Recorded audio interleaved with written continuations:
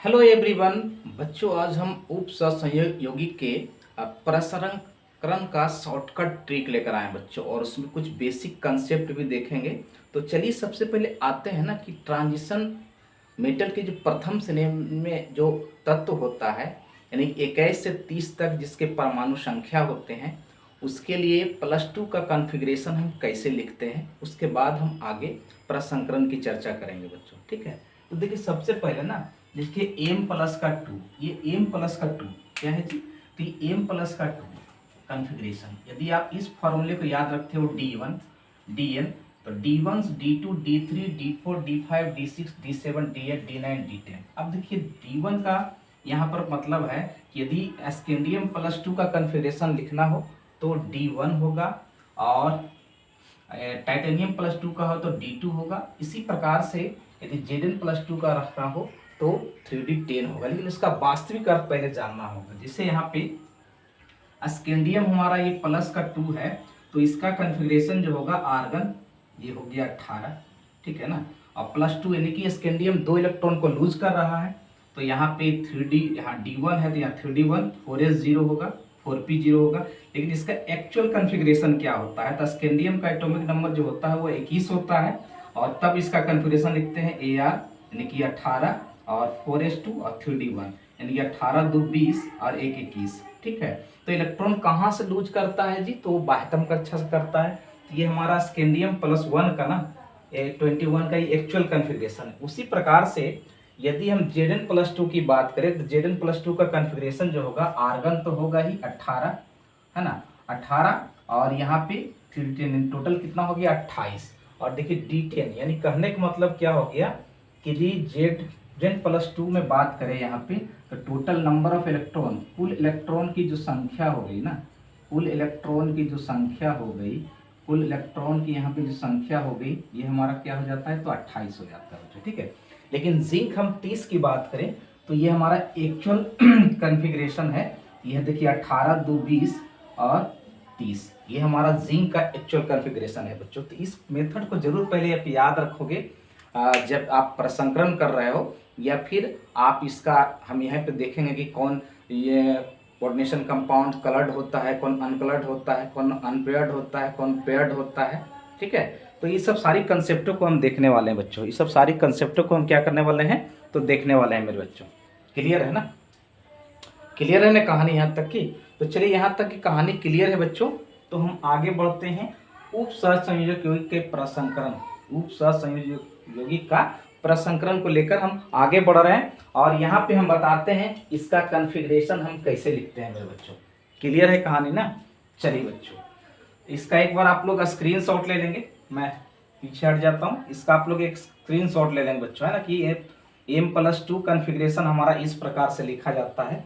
अब चलिए हम आते हैं उप सहसंयोजक के प्रसंस्करण पर कि किस यौगिक का प्रसंस्करण हमारा sp3 होगा, किसका sp3d2 होगा, किसका dsp2 होगा। ठीक है, तो चलिए आइए आगे बढ़ते हैं ओके ना। चलिए बच्चों आगे बढ़ा जाए, ये हमारा सबसे इम्पोर्टेंट थीम हमने आपको बताया।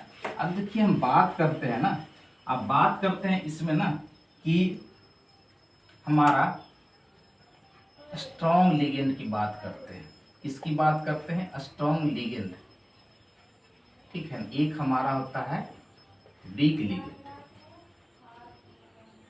ठीक है ना, यानी कि इसको हम कहते हैं बच्चों यहाँ पे वीक लिगेंड है ना, तो इसको दुर्बल लिगेंड बोलते हैं। क्या बोलते हैं, दुर्बल लिगेंड इसको कहा जाता है। ठीक है, और ये हमारा प्रबल लिगेंड होता है, इसको हिंदी में प्रगल्भ लिगेंड बोलते हैं। जिससे प्रगल्भ लिगेंड में क्या होता है, जिसमें कार्बन ऑक्सीजन होता है ना, वो डोनर होता है बच्चों। क्या होता है, डोनर होता है। जैसे हमारा साइनाइड हो गया, है ना, CO हो गया, H2O हो गया, ये सभी ना हमारा प्रबल लिगेंड में आता है बच्चों।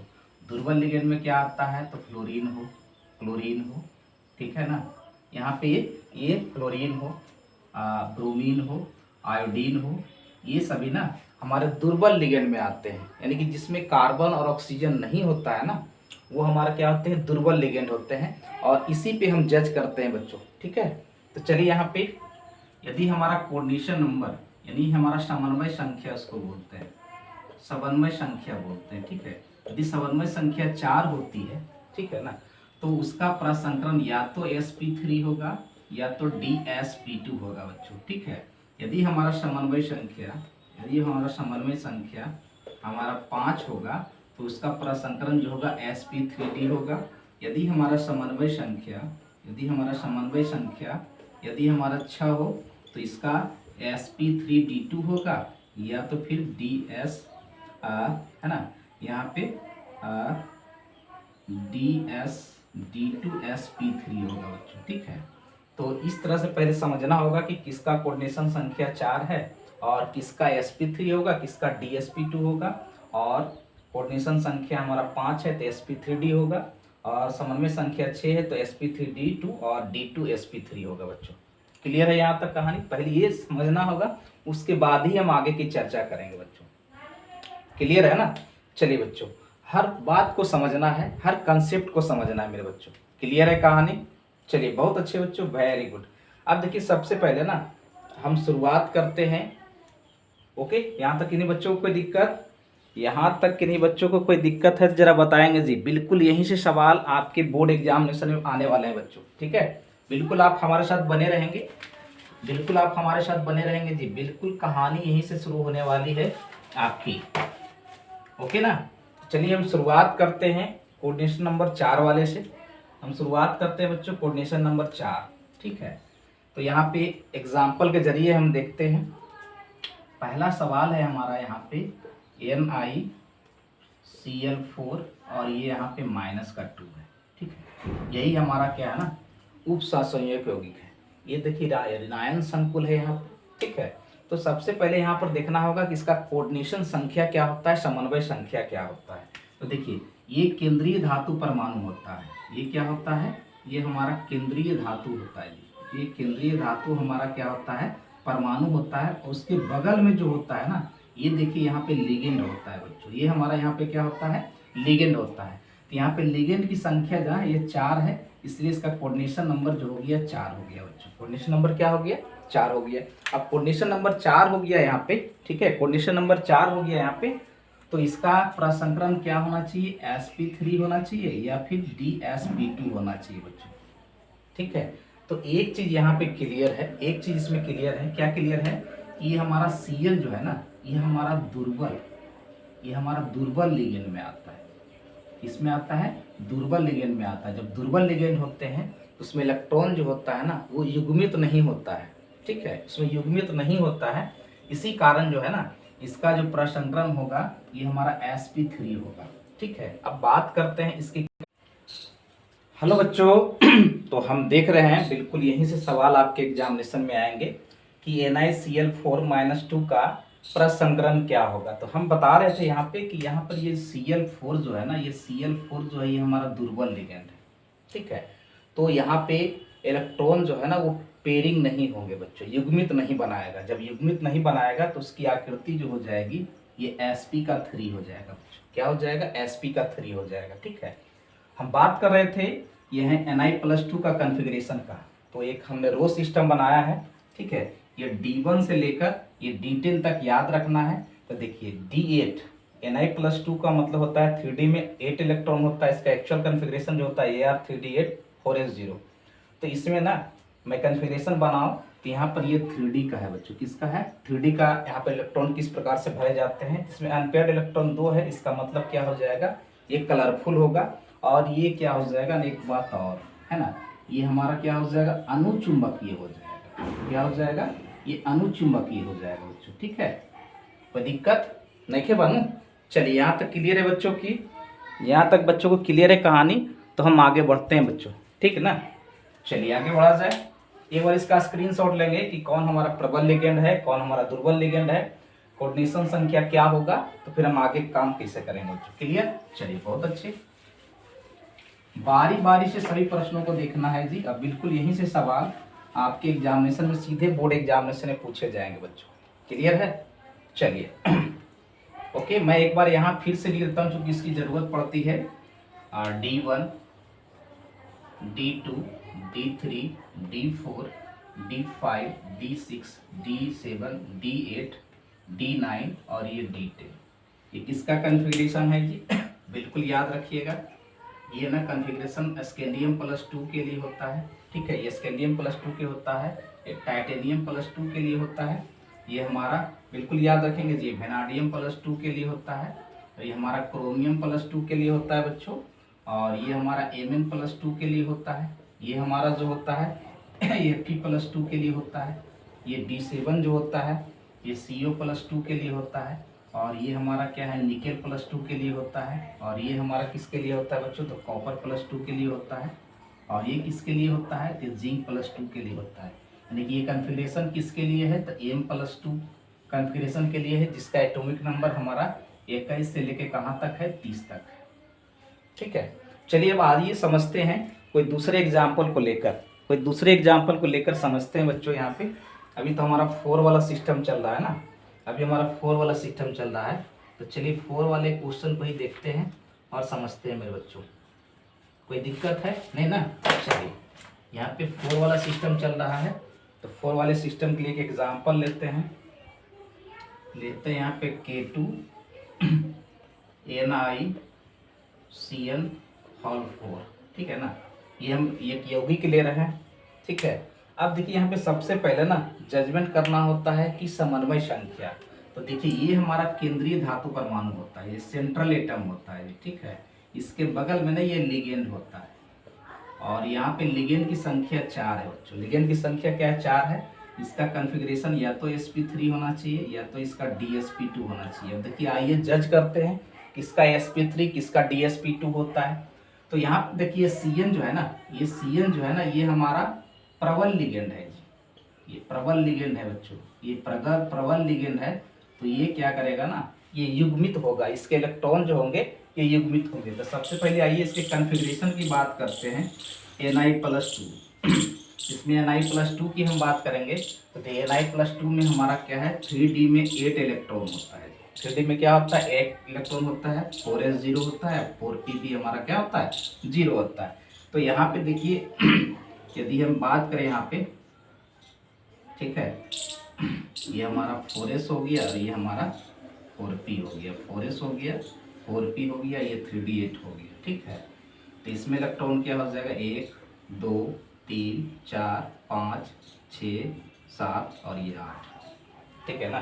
तो अभी जस्ट हमने देखा कि ये हमारा प्रबल लिगेंड है, इसमें इलेक्ट्रॉन जो होंगे युग्मित होंगे। इसका मतलब ये ना इलेक्ट्रॉन यहाँ से इसमें चला जाएगा और ये खाली हो जाएगा जी, ये खाली हो जाएगा और ये इलेक्ट्रॉन यहाँ भर जाएगा। इसलिए यहाँ से एक D होगा, यहाँ से एक S होगा और यहाँ से 2 कक्षक 2 खाली ऑर्बिटल लिए जाएंगे, P2 होगा। इसलिए इसका कन्फिग्रेशन जो होगा ये dsp2 होगा जी। और जब dsp2 होगा तो इसको ये वर्ग समतलीय होगा। कैसा होगा? ये वर्ग समतलीय होगा। इस पे अनपेयर्ड इलेक्ट्रॉन्स होंगे वो 0 होंगे। जब अनपेयर्ड इलेक्ट्रॉन 0 होंगे तो कलरलेस होगा जी, रंगहीन होगा। क्या हो जाएगा ये? तो रंगहीन होगा बच्चों, याद रखेंगे क्या हो जाएगा ये? तो रंगहीन होगा बच्चों। कोई दिक्कत कोई डाउट है जरा बताएंगे? कोई दिक्कत कोई डाउट है यहाँ तक तो जरा बताएंगे। बिल्कुल सवाल यहीं से आपके बोर्ड एग्जामिनेशन में पूछे जाएंगे मेरे बच्चों। कोई परेशानी है तो जरा बताइएगा। बिल्कुल सवाल 100% ऐसे ही पूछे जाएंगे, ठीक है ना। याद रखिएगा ये कन्फिग्रेशन किसके लिए है? तो ये कन्फिग्रेशन Ni+2 के लिए बच्चों। किसके लिए है? Ni+2 के लिए। ओके, तो ये जिसका कोऑर्डिनेशन संख्या 4 है उसके लिए हो गया। अब हम बात करते हैं कोऑर्डिनेशन संख्या 6 वाला, ठीक है। अब हम बात करते हैं कोऑर्डिनेशन संख्या जिसके 6 है, जिसका कोऑर्डिनेशन संख्या जो है ना हमारा 6 है, यानी कि समन्वय संख्या जो है ये 6 वाला है मेरे बच्चों। बिल्कुल इसी प्रकार से क्वेश्चन आपके एग्जामिनेशन में पूछे जाएंगे, ठीक है। जैसे यहाँ पे हमने जो लिखा, यहाँ पे Fe लिखा हमने, यहाँ पर CN6 लिखा और यहाँ पे F-3 लिखा है ना। इसके कन्फिग्रेशन को देखते हैं तो आपको मालूम है कि ये हमारा ना केंद्रीय धातु परमाणु होता है, ये केंद्रीय सेंट्रल एटम होता है और ये हमारा लिगेंड है। ये हमारा क्या है? लिगेंड है। लिगेंड की संख्या ही समन्वय संख्या कहलाती है। तो इसमें समन्वय संख्या की बात करें, यहाँ पे समन्वय संख्या की बात करें तो 6 होगा। तो यानी इसका हमारा कन्फिग्रेशन sp3d2 होगा या तो d2sp3 होगा बच्चों, ठीक है। तो यहाँ पे बात करते हैं कि होगा कौन। तो देखिए यहाँ पर CN जो है ना ये दुर्बल है, सॉरी ये प्रबल लिगेंड है, ये क्या है, प्रबल लिगेंड है। ये प्रबल लिगेंड होगा वो क्या होते हैं, उसके इलेक्ट्रॉन युग्मित बनाते हैं, ठीक है। तो सबसे पहले देखिए इसके कॉन्फ़िगरेशन की बात करें कि इसमें Fe की। हेलो बच्चों, तो हम यहाँ पे FeCN6-3 के प्रसंकरण की चर्चा कर रहे हैं, ठीक है। तो चलिए आगे हम इसके फर्दर हम इसका बताते हैं बच्चों कि देखिए हमारा यहाँ पे ना Fe+2, तो देखिए Fe+2 के लिए कन्फिग्रेशन यहाँ पर याद रखेंगे, ये D6 होता है, ठीक है। 3D6 4S0 4P, यानी हम बात करें यहाँ पे, बात हम यहाँ पर करें, यहाँ पे 3D की बात करते हैं तो यहाँ पे 6 है जी, है ना। तो 6 है तो 1 2 3 4 5 और ये 6, ठीक है ना। यहाँ पे 4S भी 0 है, 4P भी हमारा क्या है ना, यहाँ पे 0, इसमें इलेक्ट्रॉन नहीं है, 4S है 4P और ये 3D। इसमें क्या है ना, चूंकि प्रबल लिगेंड है तो ये युग्मित होगा, ठीक है ना। तो देखिए ये इलेक्ट्रॉन जंप करके यहाँ चलाएगा, ये इलेक्ट्रॉन, ठीक है ना। यानी कहने का मतलब क्या हो गया ना, सीधे यहाँ पर याद रखेंगे कि ये इलेक्ट्रॉन जंप करके यहाँ चलाएगा, एक इलेक्ट्रॉन जंप करके यहाँ चलाएगा, तो ये दोनों खाली हो जाएगा, ये दोनों खाली हो जाएगा।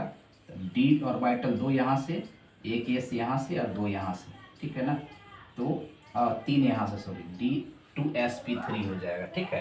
तो इसका कन्फिग्रेशन क्या हो जाएगा, D2sp3 हो जाएगा। इसमें अनपेयर्ड इलेक्ट्रॉन 0 होंगे, इसमें अनपेयर्ड इलेक्ट्रॉन जो होंगे वो 0 होंगे। जब अनपेयर्ड इलेक्ट्रॉन 0 होंगे तो ये रंगहीन होगा, क्या हो जाएगा, ये रंगहीन होगा। और ये डाइमेट्रिक में होगा, ये प्रति चुंबकीय होगा। कैसा होगा ये प्रति चुंबकीय होगा बच्चों। कोई दिक्कत है तो जरा बताएंगे, एक बार स्क्रीनशॉट ले लें बच्चों आप लोग, एक बार आप लोग स्क्रीनशॉट ले लेंगे बच्चों, बिल्कुल कहानी यहीं से शुरू होगी, ठीक है ना। चलिए क्लियर है। चलिए तो बातें हो गई कोऑर्डिनेशन नंबर 6 की, और भी हम एग्जाम्पल को लेके समझते हैं, है ना। बिल्कुल सवाल इसी प्रकार आपके 100% एग्जामिनेशन में आएंगे मेरे बच्चों, ठीक है। बिल्कुल आप लोग हमारे साथ जुड़े रहेंगे, ओके ना। चलिए बच्चों अब हम बात करते हैं, एक और कॉन्फ़िगरेशन है हमारा कंपाउंड का Fe F6 और यहाँ पे -2, ठीक है ना, -3, इसके कॉन्फ़िगरेशन की बात करते हैं। तो देखिए सबसे पहले ना यहाँ पे इसकी कोऑर्डिनेशन नंबर, इसका कोऑर्डिनेशन नंबर हमारा 6 है जी। तो 6 है तो 2 प्रकार का इसका कॉन्फ़िगरेशन होना चाहिए, तो D2sp3 होगा, ओके ना, या sp3d2 होगा। अब जजमेंट करना है कि इसमें से कौन होगा, ठीक है ना। तो देखिए F6 जो है ना, F जो है ना, ये दुर्बल लिगेंड है। ये कैसा लिगेंड है, दुर्बल लिगेंड है। जब ये दुर्बल लिगेंड होता है ना तो ये इसके इलेक्ट्रॉन अयुग्मित नहीं होते हैं। और इसमें Fe की संरचना की बात करें तो Fe+2, यानी Fe+2 इस डायग्राम में देखिएगा तो यहाँ पे 3D का 6 होता है और ये 4s0 और 4p यहाँ पे भी 0 होता है, ठीक है। तो इसमें इलेक्ट्रॉन क्या होते हैं, अयुग्मित होते हैं। तो इसके कॉन्फ़िगरेशन की हम बात करें यहाँ पे 1 2 3 4 5, है ना। ये 4s हो गया, ये 4p वाला हो गया, ठीक है ना, ये 4p वाला हो गया, ये 4s वाला हो गया और ये 3D वाला हो गया। तो 3D में 6 इलेक्ट्रॉन है, तो हो जाएगा 1 2 3 4 5 और ये 6। देखिए इसमें युग्मित नहीं होगा तो अनपेयर्ड इलेक्ट्रॉन की संख्या 4 हो जाएगी।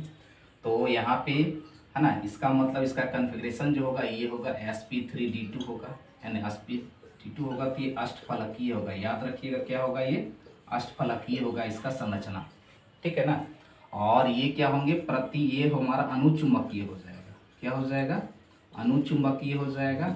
और ये रंगीन होगा जी, कैसा होगा, ये रंगीन होगा मेरे बच्चों, कैसा होगा, तो ये रंगीन होगा बाबू, है ना। तो कुछ ऐसे एग्जाम्पल हैं जिसके जरिए हम उपसर्ग संयोग यौगिक का हम प्रसंकरण को अच्छी तरीके से समझते हैं बच्चों, ठीक है। तो बिल्कुल इस प्रकार से समझना, और ये कॉन्फ़िगरेशन ना हमेशा याद रखना है जी, ये रामबाण है।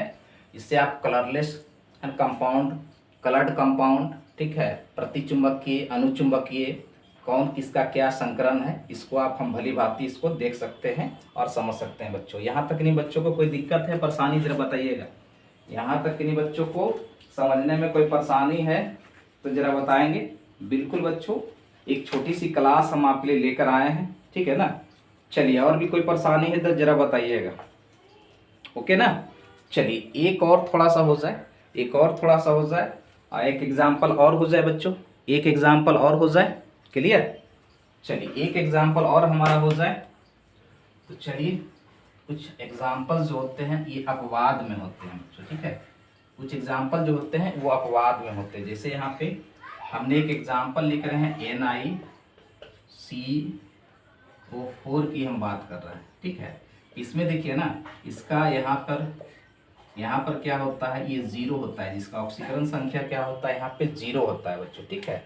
यानी कि फुल्ली ये इसका लिए हम कन्फिग्रेशन की बात करें यहाँ पे तो 3D8 और ये 4s2 यानी टोटल ये 28 हो जाएगा। टोटल ये क्या हो जाएगा, 28 हो जाएगा, है ना। देखिए ना यहाँ पे आर्गन है 18, 2 20 और ये 8 28, ठीक है। इसका प्रसंकरण क्या होगा, इसमें क्या होंगे, इसका कोऑर्डिनेशन संख्या की बात करें यहाँ पे, इसका कोऑर्डिनेशन नंबर जो है, इसका कोऑर्डिनेशन नंबर 4 है ना। या तो sp3 होगा या तो d2sp3 होगा, ठीक है। अब जज करना है कि sp3 होगा या d2sp3 होगा बच्चों। तो यहाँ पे ना इलेक्ट्रॉन युग्मित नहीं होंगे, ठीक है ना। यहाँ पे इलेक्ट्रॉन जो होगा ये युग्मित नहीं होगा बच्चों, ठीक है ना। तो ये पहले से ही युग्मित है, देख लेते हैं एक बार कॉन्फ़िगरेशन बना के इसका, ठीक है ना।